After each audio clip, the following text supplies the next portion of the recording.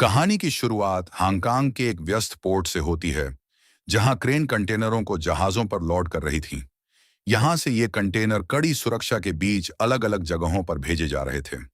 इन्हीं कंटेनरों में से एक के अंदर पैसों के ढेर के साथ इवान मार्के नाम का एक आदमी भी मौजूद था। कुछ सुरक्षा जांचों के बाद वह कंटेनर से बाहर आ गया। असल में यह कंटेनर स्पेन से हांगकांग मिलियन डॉलर की रकम के साथ भेजा गया था। नोटों की गिनती पूरी होने के बाद इवान को कुरियर के तौर पर 3% कमीशन मिलने वाला था, जो लगभग 80 करोड़ रुपए के बराबर था। कुछ साल पहले इवान अपने पिता को अपना हीरो मानता था। वह कभी उस दिन को नहीं भूल सकता जब वह अपने पिता के साथ एक शादी का बैंक्वेट हॉल खोलने के लिए लोन मांगने गया था। शुरुआत में उनका बिजनेस काफी अच्छा चला और उनका परिवार खूब पैसा कमाने लगा। लेकिन देश में आर्थिक संकट आने के बाद उसके पिता का बिजनेस ठप पड़ गया। तभी इवान ने ठान लिया कि वह कभी गरीबी में नहीं जिएगा। मंदी के बाद उसके पिता अक्सर टीवी के सामने बैठकर शिकायतें करते रहते थे। इसी वजह से इवान को उनसे चिढ़ होने लगी। उसे लगता था कि वे कुछ करते नहीं, बस दिन भर सरकार को कोसते रहते हैं। इसी दौरान इवान वैलेट का काम करने लगा, लेकिन वह हमेशा किसी नए बिजनेस अवसर की तलाश में रहता था। वह अपने पिता से बिल्कुल अलग था और सिस्टम से चिपक कर रहने में विश्वास नहीं रखता था। एक दिन उसने अपने दोस्तों के साथ अपना बिजनेस प्लान शेयर किया। उसका विचार था कि किसी पुराने फ्लैट को खरीदकर उसे शानदार बनाकर अच्छे मुनाफे पर बेच दिया जाए। लेकिन उसके दोस्तों को यह आइडिया पसंद नहीं आया और उनके पास निवेश करने के लिए पैसे भी नहीं थे। इस पर इवान ने कहा, तो क्या हुआ, बैंक से लोन ले लेंगे। मगर उसकी बात सुनकर उसके दोस्त हंसने लगे। अपनी वैलेट की नौकरी के दौरान इवान और उसके दोस्त की मुलाकात मिस्टर लैरिमर से हुई, जो उस समय सरकार में एक मंत्री था। लेकिन वह बहुत ज्यादा नशे में था। इवान ने उसे घर छोड़ने का प्रस्ताव दिया और वह तुरंत मान गया। इवान उस आदमी का ब्रीफकेस खोलने के लिए बेताब था और उसे मौका भी मिल गया। ब्रीफकेस के अंदर पैसों का ढेर देखकर वह हैरान रह गया और उसने तुरंत कुछ नोट निकाल ली। थोड़ी देर बाद जब वे लोग उसके घर पहुंचे तो इवान की मुलाकात उस महिला से हुई जिसके लिए वह मंत्री काम करता था। इवान का मानना था कि वह उस नशेड़ी मंत्री से बेहतर काम कर सकता है। उसने महिला से यह भी कहा कि मंत्री उसके पैसे चुरा रहा है।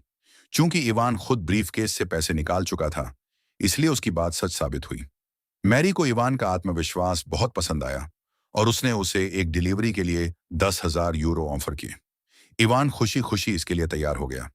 अगले दिन इवान ने फ्रांसिस्को नाम के एक आदमी को एक घोड़ा डिलीवर किया, जिसे उसने अपनी बेटी लेटिसिया के जन्मदिन के लिए खरीदा था। बातचीत के दौरान पता चला कि फ्रांसिस्को और इवान दोनों एक ही शहर से थे। इवान को फ्रांसिस्को की कहानी भी पता चली कि कैसे वह एक मामूली फोटोकॉपी शॉप में काम करता था और धीरे धीरे बड़े लोगों से संबंध बनाकर इस मुकाम तक पहुंचा था। इसके बाद इवान को मैरी के लिए कैश से भरा एक ब्रीफकेस डिलीवर करना था। लेकिन यह काम इतना आसान नहीं था। रास्ते में पुलिस ने उसे रोक लिया और कुछ ही देर में ब्रीफकेस में भरा कैश भी ढूंढ निकाला। खुद को बचाने के लिए इवान ने झूठ बोला कि वह अभी अभी अपना घर बेचकर आया है और यह पैसा उसी का है। लेकिन पुलिस ने उसका झूठ तुरंत पकड़ लिया और गुस्से में उसका सिर गाड़ी पर दे मारा। मुसीबत में फंसकर भी इवान पूरे आत्मविश्वास से बोला, मैं तुम्हारे बॉस को जानता हूं, चाहो तो अभी कॉल मिलाकर बात करा दूं। यह सुनते ही पुलिस वालों ने उसे छोड़ दिया। असल में वे पुलिस वाले मैरी के लिए ही काम करते थे और यह सब उसकी योजना का हिस्सा था, ताकि वह इवान की वफादारी परख सके। डिलीवरी पूरी होने के बाद इवान को उसके पैसे और बोनस दोनों मिले, ताकि वह कुछ नए कपड़े खरीद सके। समय बीतता गया और अब मैरी और इवान एक दूसरे के काफी करीब आ चुके थे। अगले दिन इवान की मुलाकात मैरी के पति फ्रांसिस से हुई, जो एक बड़े हीरों के तस्कर का बेटा था। साथ ही उनका विदेशी मुद्रा की तस्करी का भी कारोबार था। उस दिन इवान का काम बेल्जियम जाने वाले एक कुरियर का था। वह अपनी नौकरी से बहुत खुश था। वह अच्छा पैसा कमा रहा था और महंगी गाड़ियां भी चलाता था। फ्रांसिस्को, जिसे लोग पाको के नाम से भी जानते थे, अपने अमीर ग्राहकों के काले पैसे को सफेद करने का काम करता था।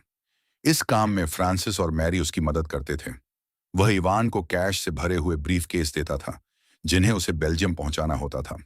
एक दिन इवान लेटिसिया से बात कर रहा था, तभी पाको ने उसे देख लिया। पाको इस बात से खुश नहीं हुआ और उसने इवान को लेटिसिया से दूर रहने की चेतावनी दी। कुछ दिनों बाद इवान एक रेस्टोरेंट में मैरी से मिला, जहां उसने बताया कि बेल्जियम में खतरा काफी बढ़ चुका है। इसीलिए उन्होंने जेनेवा में एक नया पार्टनर ढूंढ लिया है। तभी उन दोनों की नजर एक अजीब से कपल पर पड़ी। उन्हें देखकर इवान बोला, इस आदमी ने इतनी खूबसूरत लड़की को कैसे पटाया होगा? इस पर मैरी ने जवाब दिया, इसके ब्रीफकेस में जो है ना, उससे सब कुछ हो सकता है। इवान अभी भी मैरी के साथ बिजनेस करना चाहता था, क्योंकि वह इस पूरे खेल के बारे में और सीखना चाहता था। इसके बाद वे दोनों एक बिल्डिंग में पहुंचे, जहां उनकी मुलाकात मिस्टर स्टूल से हुई। वह भी मैरी का एक बिजनेस पार्टनर था, जिसने काले पैसे को सफेद करने का एक शानदार सिस्टम बना रखा था। वह भी इसके लिए 3% कमीशन लेता था। कुछ देर बाद अपनी मां से बात करते समय इवान ने उसी आदमी को टीवी पर देखा, जिसकी वह खूबसूरत गर्लफ्रेंड थी। लेकिन टीवी पर उसने उस आदमी की पत्नी को भी देखा। तब इवान समझ गया कि रेस्टोरेंट वाली लड़की के साथ उसका अफेयर चल रहा है। इवान ने उसके वापस आने का इंतजार किया, ताकि वह उसके कमरे में कैमरा लगाकर उसे ब्लैकमेल कर सके। उस आदमी का नाम लुइस था। इवान ने उसके कमरे में घुसने के लिए एक क्लीनर को कुछ पैसे भी दिए, लेकिन बदकिस्मती से रेस्टोरेंट के सिक्योरिटी ऑफिसर यानिक ने उसे रंगे हाथों पकड़ लिया। हालांकि यानिक भी कोई दूध का धुला नहीं था, उसे सिर्फ इवान के मुनाफे में हिस्सा चाहिए था। इसके बाद यानिक ने खुद कैमरा इंस्टॉल कर दिया। जल्द ही उन्हें ऐसा वीडियो सबूत मिल गया जो लुइस को ब्लैकमेल करने के लिए काफी था।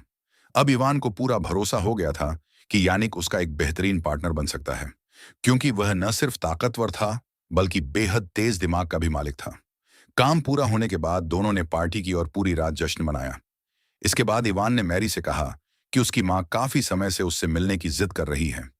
मैरी ने तुरंत जवाब दिया, कोई बात नहीं, जितने दिन की छुट्टी चाहिए ले लो, परिवार सबसे ज्यादा जरूरी होता है। साथ ही उसने इवान को एक घड़ी भी तोहफे में दी। उसका मानना था कि किसी इंसान की घड़ी और जूते उसके बारे में बहुत कुछ बता देते हैं। इसके बाद इवान और यानिक लुइस से मिलने पहुंचे। उन्होंने उसे वीडियो फुटेज दिखाते हुए कहा, या तो पुलिस के पास जाकर अपनी इज्जत खराब कर लो, या फिर हमारे साथ मिलकर काम करो। वे स्पेन से स्विट्जरलैंड तक पैसे पहुंचाने का नेटवर्क बनाना चाहते थे। साथ ही वे लुइस के शहर में भी एक ब्रांच खोलना चाहते थे, जिसके लिए उन्हें उसकी जरूरत थी। शुरुआत में लुइस थोड़ा हिचकिचाया, लेकिन मजबूरन उसे उनकी सारी शर्तें माननी पड़ी। आखिरकार दोनों के बीच एक डील हुई। वीडियो डिलीट करने के बदले लुइस उन्हें शहर के बड़े और प्रभावशाली लोगों से मिलवाने के लिए तैयार हो गया। शुरुआत में इवान को अंदाजा नहीं था कि पुलिस की एक स्पेशल यूनिट उन पर नजर रखे हुए है। यहीं से हेड इंस्पेक्टर रॉय को पहली बार इवान के बारे में जानकारी मिली। जल्द ही लुइस के सपोर्ट और बैकिंग के साथ इवान बड़े बड़े लोगों से मिलने लगा और उनके बिजनेस के तरीके समझने लगा। लुइस ने उसे अपना खास आदमी बताकर उन लोगों के बीच उसका भरोसा भी बनवा दिया। इसके बाद इवान ने मैरी को अपने नए बिजनेस के बारे में बताया, लेकिन मैरी को सिर्फ एक बात की चिंता थी।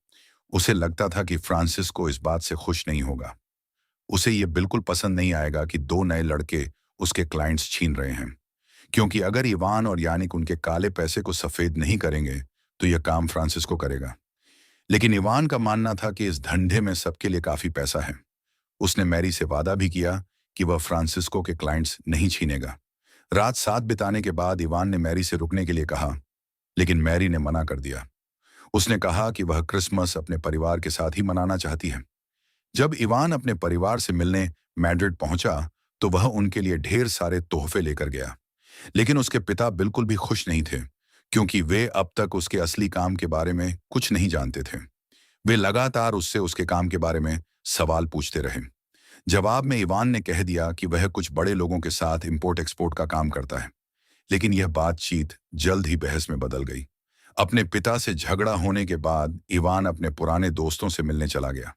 अब उसके दोस्त पुराने फ्लैट खरीदकर उन्हें नया बनाकर बेचने का काम कर रहे थे।